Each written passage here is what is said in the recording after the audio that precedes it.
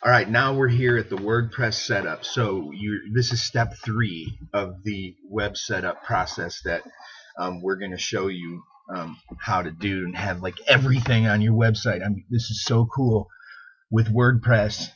Yeah, you can pay money and have even more, and a lot of times those are one-time fees, so it's not a monthly to where you're paying more than what you thought you were when you went in to get that free website.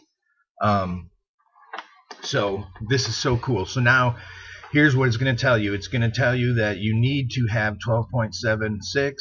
You're good because you have 498 with this plan. This is our basic $2.99 plan, personal hosting.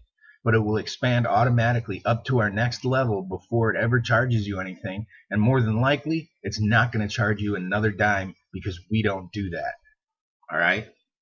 So here we go. We're going to click New Installation. Here's the domain name that you're going to load this on. If this is going to be your main website, meaning this is the very first page you want your clients and customers to see, you're going to load WordPress on this domain name. So you're going to leave this install in directory blank. Leave it totally blank. Okay? If we want to load WordPress on another part of your website, like a folder, a subdomain, this is where we would fill this information in. That's advanced. We'll get to that later. So here's your admin access data. This is where you're going to log into the back end of your website so you can build it. All right. Don't be very creative with this name. Notice I've got two different ones here. Don't choose admin because the bad people that are trying to blow up WordPress, which they're not succeeding, but there's people out there who can do this to any website, Wix, Intuit, Homestead, GoDaddy, HostGator.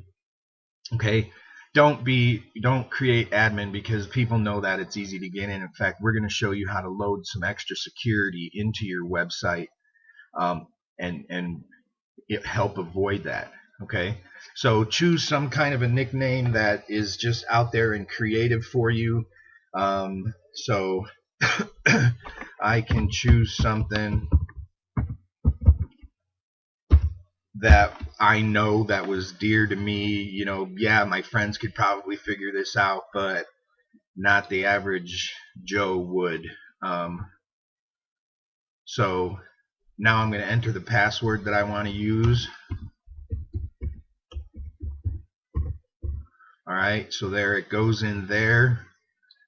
So you know what it is. It's typed in that way. All right, so now here's your nickname, your admin nickname. This is what all your posts and pages, if you have it turned on to show that information, like you're running a blog and you want people to get to know you and you personally, this is what you're going to want. I mean, you can change this later, but you're going to want to have a nickname here, and that's what your posts and everything show up as. Put the admin email. So if you have the email address at your domain name already, put it in here. If you don't use, like I probably might, I won't make up an email address for this. So I'm going to probably use just my personal email address. So I'm going to put that in there, and then there's the site name, and then I can put in a description. Doesn't really matter. Put something in there, antique clothing, something like that, whatever your business is. And then you're going to come here and you're going to install WordPress. All right, here everything's good. Click on Finish Installation.